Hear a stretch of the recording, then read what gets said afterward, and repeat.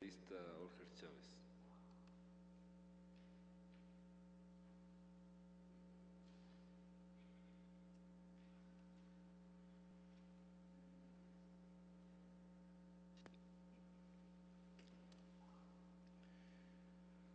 Compañero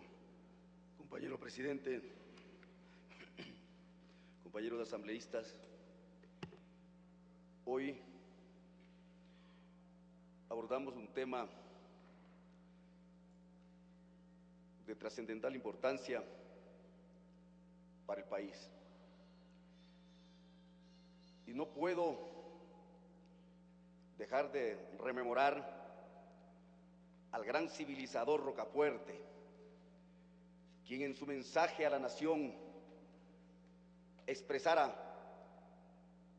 que la educación de las masas rompe las cadenas de la esclavitud y afianza la libertad y el progreso de los pueblos. Es que la realidad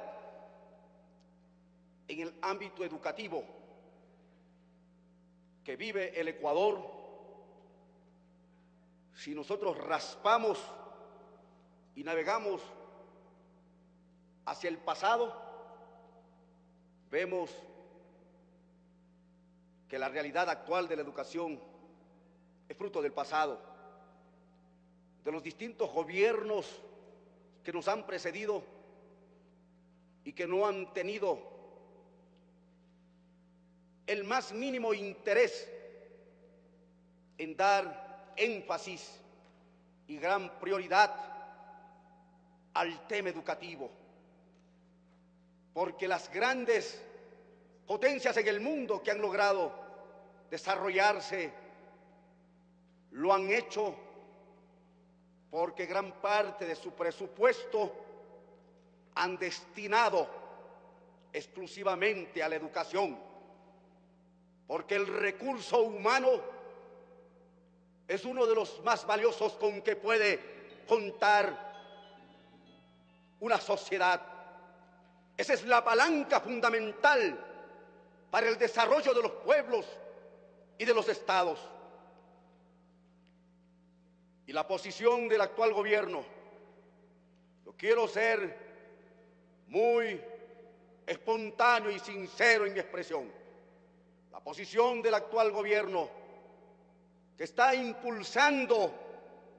una justa corriente transformadora de justicia en marcha para el Ecuador, y ese énfasis prioritario al tema educativo es vital, indiscutiblemente, para el Ecuador. Necesitamos cambio profundo en el tema educativo. Y el proceso de evaluación, por encima de ciertas distorsiones, es necesaria para mejorar el nivel de educación en el país. Yo quiero hacer una reflexión a la que han hecho algunos compañeros asambleístas que me han antecedido en el uso de la palabra, referente al artículo 6, respecto a las atribuciones del ministro de Educación para remover a los directivos que hubieran obtenido aquella función en base a un concurso de oposición y merecimiento. Indiscutiblemente que aquello no puede quedar bajo la atribución y la facultad del ministro, porque generaría un ambiente de inestabilidad por estar sujeto a la facultad discrecional, subjetiva y facultativa de la autoridad. En ese sentido, por fortuna, hay consenso para establecer e introducir el correspondiente correctivo. A mi criterio, creo que es indispensable que se cree una disposición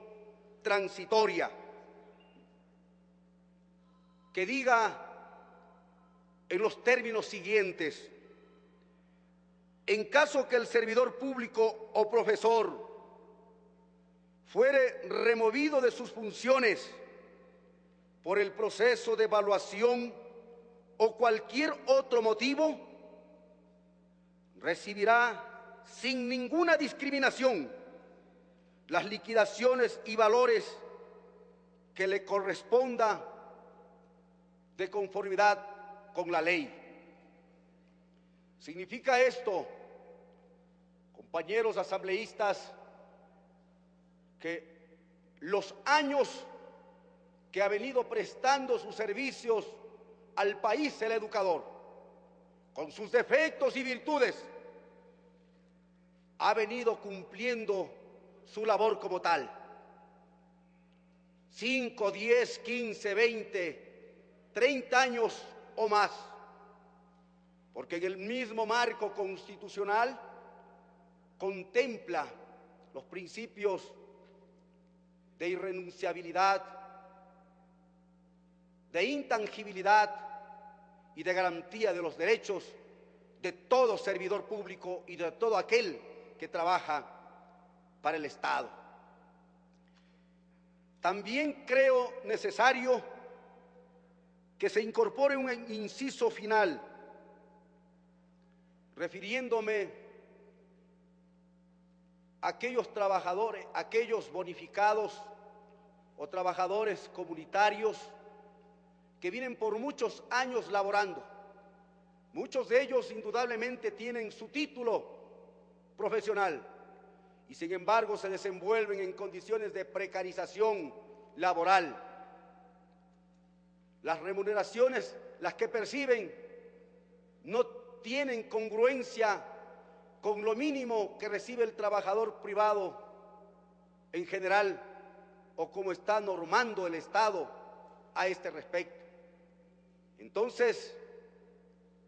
para superar estas discriminaciones y desigualdades, porque esa ha sido la naturaleza del cuerpo constituyente, y creo que se incorpore un inciso al final de la última disposición que diga: se incorpora al escalafón del Magisterio Nacional a los educadores populares. La categoría se definirá mediante reglamento que emita el organismo competente. El compañero asambleísta que me antecedió en el uso de la palabra, así del principio constitucional de legalidad o de reserva.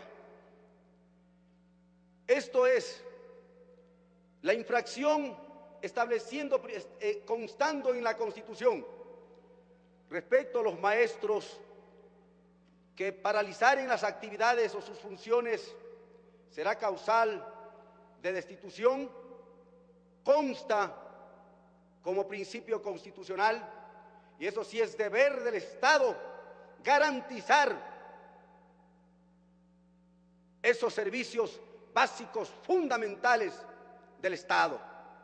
que es un derecho de los ciudadanos, pero debe establecerse con claridad, como dice la misma Constitución,